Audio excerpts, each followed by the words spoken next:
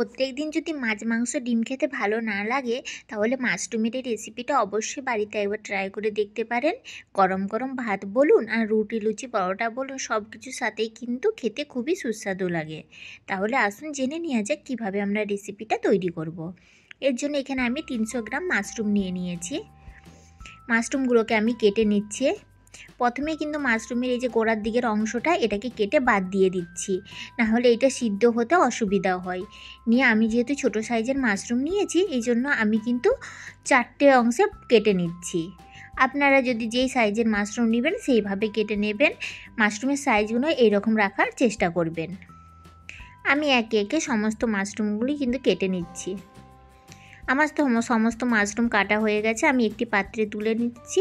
মাশরুমটা ধোয়া কিন্তু খুব ইম্পর্টেন্ট। ধোয়ার জন্য অবশ্যই গরম জল অ্যাড করবেন। আমি গরম জল দিয়ে মিনিট 5 মতো রেখে দিয়েছিলাম। দেখুন কতটা ময়লা বেরিয়ে গেছে। এরপরে আমি সমস্ত মাশরুমগুলো থেকে জল ছেঁকে ছেঁকে তুলে রেখে দিচ্ছি।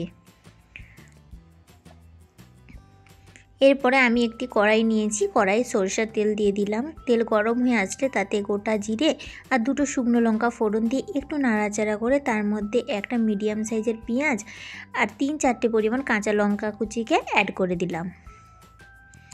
দিয়ে কাঁচা লঙ্কাটাকে আর পেঁয়াজটাকে তাড়াতাড়ি একটু লাল হওয়ার জন্য লবণ দিয়েছি। লাল হয়ে আসলে তাতে আমি সামান্য জল অ্যাড করে দিয়ে তাতে গুঁড়ো মশলা যেমন হলুদের গুঁড়ো, লঙ্কার গুঁড়ো, জিরের গুঁড়ো আর কাশ্মীরি রেড চিলি পাউডার দিয়ে ভালোভাবে মিক্সড করে নিচ্ছি। আমার মশলাটা ভালোভাবে মেশানো হয়ে গেছে। এরপর আমি আদা রসুনের পেস্ট 1 চামচ পরিমাণ দিয়ে দিয়েছি, দিয়ে ভালোভাবে কষিয়ে নিচ্ছি।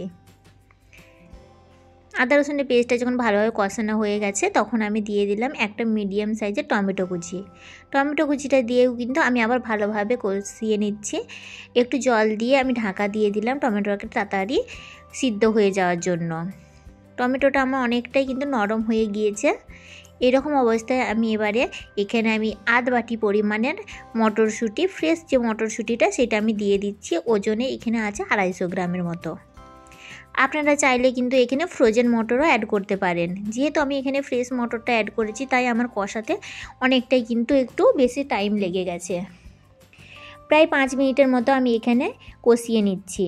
সামান্য জল দিচ্ছি আবার কষাচ্ছি। দেখুন এইভাবে কিন্তু আমি অনবরত কষিয়ে নিয়েছি। এখন মটরশুঁটিটার গন্ধটা অনেকটাই কেটে গেছে। আমি এই অবস্থায় অ্যাড করে দিলাম মাশরুমগুলোকে দিয়ে ভালোভাবে আমি আবার কষিয়ে নিচ্ছি।